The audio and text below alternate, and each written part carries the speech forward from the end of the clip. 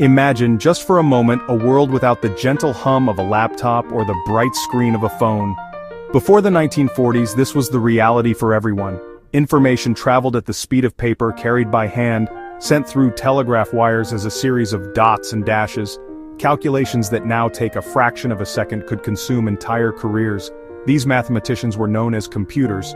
And these were people, not machines. They sat in large rooms armed with pencils, slide rules, endless sheets of paper, working together to solve complex equations, for building bridges, for calculating artillery trajectories. Every piece of data was a physical object, something you could hold. Communication was a deliberate act. Writing a letter required thought, a stamp, a trip to the post office. News arrived once a day, printed in black and white on a newspaper. Research meant spending hours, even days, in a library, sifting through card catalogs, dusty volumes, hoping to find the right book. The world felt larger. The distance between people and knowledge was vast.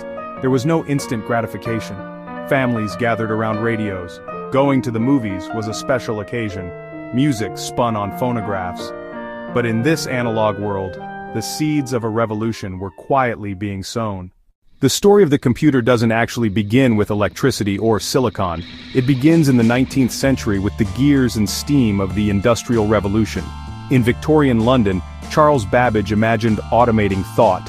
His first vision was the difference engine, a massive calculator for polynomial functions. But Babbage's ambition grew. He envisioned the analytical engine, a general-purpose machine that could be programmed to perform any calculation. It had a mill for processing, kind of like a CPU, a store for memory, like RAM, a reader for punched card input, and a printer for output. A breathtakingly modern concept, but trapped in its time. Babbage spent decades and a fortune, but precision parts eluded him. Working alongside Babbage was Ada Lovelace. She saw beyond numbers how the engine could manipulate any symbol. While translating an article, she added extensive notes, describing music, letters, even art, if properly programmed. She wrote what is considered the first algorithm, detailing how to compute Bernoulli numbers. She is often celebrated as the first programmer. Babbage the hardware visionary, Lovelace the software prophet. Their machines were never fully built, but their ideas were the blueprint. They established that a machine could store information, process it based on instructions, and achieve tasks far beyond arithmetic. The theoretical seeds planted by Babbage and Lovelace lay dormant for nearly a century, until urgency turned dreams into reality. It took the urgency of a world at war to turn mechanical dreams into electronic reality. Governments poured resources into technology. One pressing need: faster calculation for artillery firing tables. ENIAC, completed in 1946, filled a massive room, weighed over 30 tons, with more than 17,000 vacuum tubes, 70,000 resistors, and miles of wire. When it was turned on, lights dimmed in parts of Philadelphia. Tubes burned out constantly, demanding round-the-clock maintenance. Programming ENIAC fell to 6 brilliant women, including Jean Jennings Bardick and Betty Holberton, the machine's first programmers. There was no keyboard or monitor. They rewired plug boards like a wall-size switchboard, spending weeks to set up a single program. Despite their foundational role, their contributions were overlooked for decades, genius shadowed by the giant they commanded.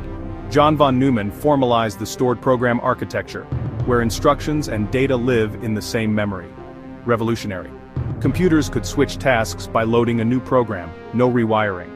This elegant design became the model for virtually every computer since, from giant mainframes to the smartphone in your pocket. The era of the vacuum tube giants was powerful but fleeting, enormous, unreliable, and power-hungry. A breakthrough was needed. That breakthrough came in 1947 at Bell Labs. John Bardeen, Walter Brattain, William Shockley, who invented the transistor. This tiny solid-state device could amplify and switch, made from silicon, smaller, more reliable, used far less power, and generated much less heat. The transistor changed everything, moving computers from air-conditioned rooms into offices and eventually, homes. The first transistor-based computers appeared in the late 1950s, mainframes led by companies like IBM. Next leap, multiple components on one silicon. In 1958, Jack Kilby and Robert Noyce co-invented the integrated circuit. Birth of the microchip. Room-sized power on something smaller than a fingernail. Integrated circuits unlocked exponential progress. In 1965, Gordon Moore observed transistor counts would double about every 2 years. Not a law of physics, but an industry rhythm, driving relentless shrinking and exploding computing power for over 50 years. For decades, computers belonged to institutions, complex, expensive, specialist-run. But in garages and hobbyist clubs of the 1970s, a new revolution brewed.